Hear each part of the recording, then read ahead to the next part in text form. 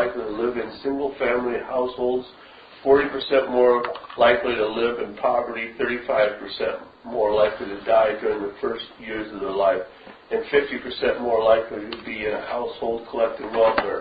But they would have been, if they wouldn't have been aborted, they would have been 100% more likely to live. Remember we got what? How morally responsible. Yeah, I know. Remember we got rid of the surplus population.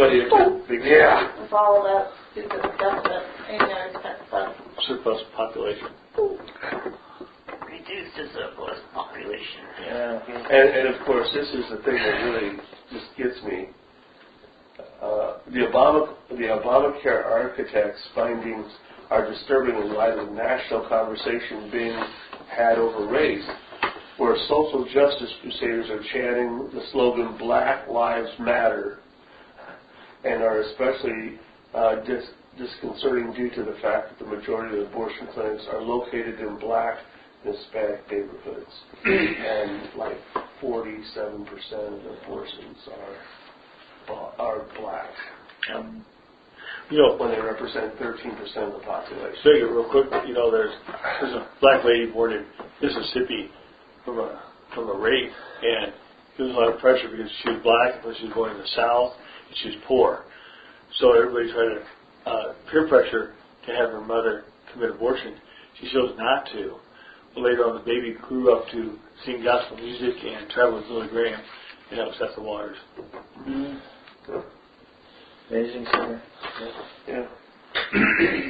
That's just pure arrogance to think that all these statistics would happen to some child that was aborted. You don't know that. Yeah. Well, and you can see Satan doing the math.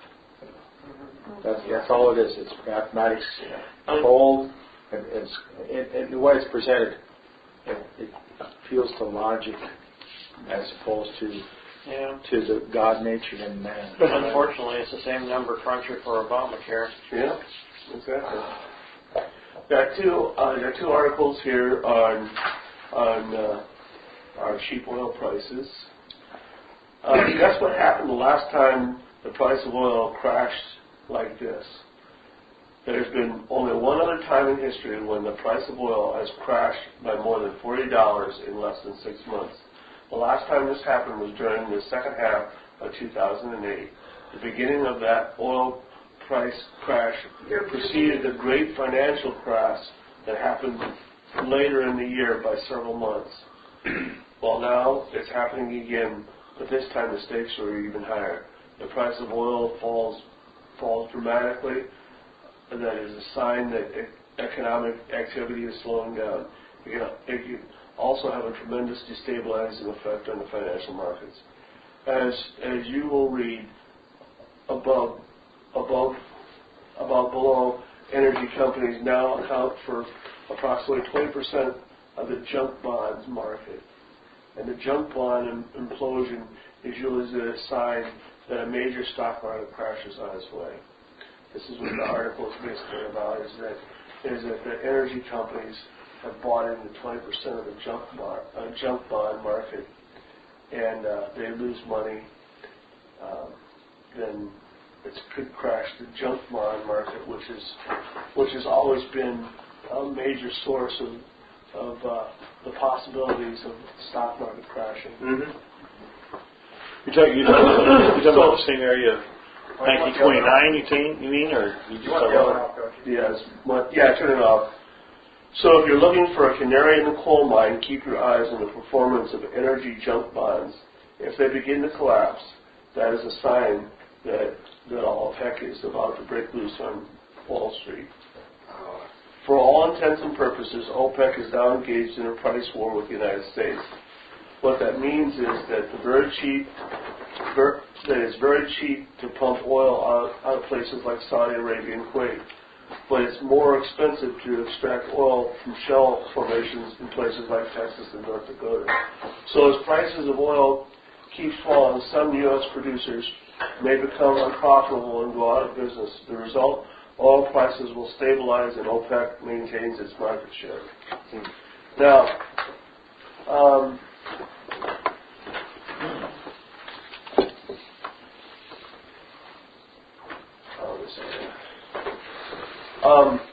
You know, we've talked about this before, but, you know, I think that just as in the 80s when Reagan and the Saudi Arabian government conspired to bring down Russia, which worked, I think the United States and the Saudi government is also conspiring.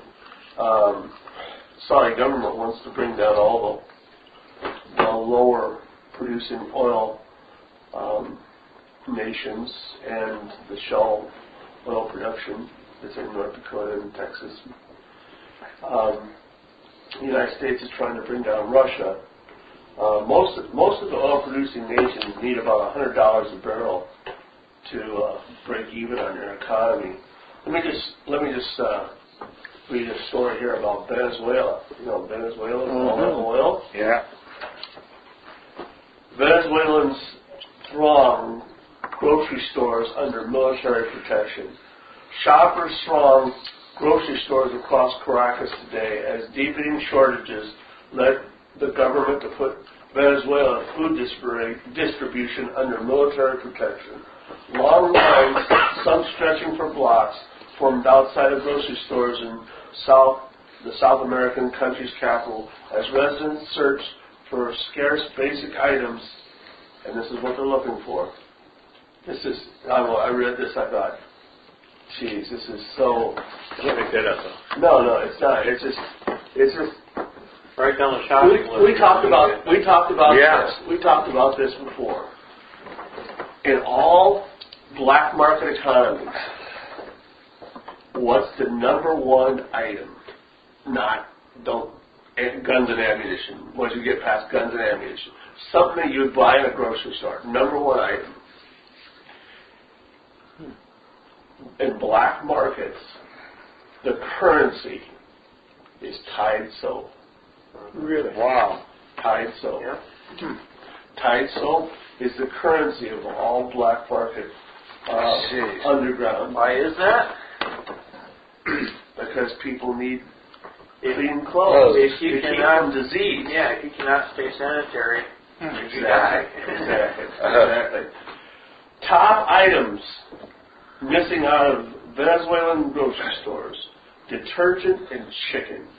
I visited 6 stores already today looking for detergent. I can't find it anywhere, says Elizabeth Alsa, a 27-year-old janitor, waiting in line outside of a supermarket in eastern Caracas. We're wearing our dirty clothes again because we can't find it. At this point, I'll buy whatever I can find. The dearth of foreign currency exasperating by collapsing oil prices has led to shortages of imports from toilet paper to car batteries and helped push annual inflation to 64% in November. The lines will persist as long as price controls remain in place. And see, that's what they're doing. There's price controls, but there's shortages to hold down hyperinflation. So you don't. So The most sought after products include detergent, with customers waiting in line for 2 to 3 hours to buy a maximum of 2 bags. Wow. A security guard asked that photos of empty shelves not to be taken. Police said inside the La Bravas supermarket in eastern Caracas interviewed to help staff distribute toilet paper and other products. We can't find anything. I've spent 15 days looking for diapers, says another person. It was a meat vendor. The price of Venezuela oil, which accounts for more than 95% of the country's exports, has plunged by more than a half from last year's peak in June to $47 a barrel this month. The fact that they want toilet paper shows you that Venezuela wants doing pretty good. Because like in Mexico, they'll be using toilet paper. I don't know. Yeah, you're right. is Caracas capital? Caracas. Yeah, I kind of figured it was. Let's still look at it. But They just done really well. this thing with oil, and we've talked about it before. It's everybody's.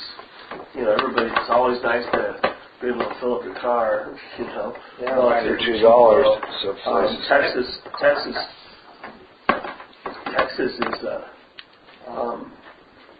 down to $1.27, and Colorado is down to I think $1.57. Wow. Now, is there going to be like a bounce or a rebound where all of a sudden it'll just shoot straight up, or is it going to stay? Well, according to what people say, as long as things stay the same,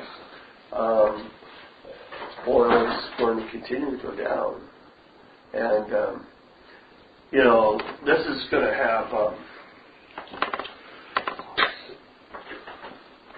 what's going to happen is it's going to bankrupt oil exploration here in the United States. Wow. And our president won't do anything about it. But if we get another president, and we get a president that is... Actually likes America.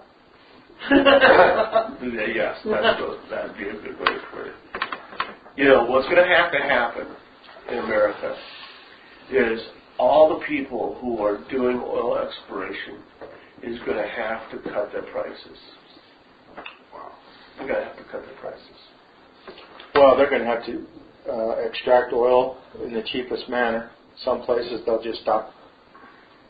They'll stop getting oil. Well, I think those who are producing are going to have to cut the prices, and then I think the United States government is going to have to come out and say we're going to start buying our own oil, even if it's at higher prices.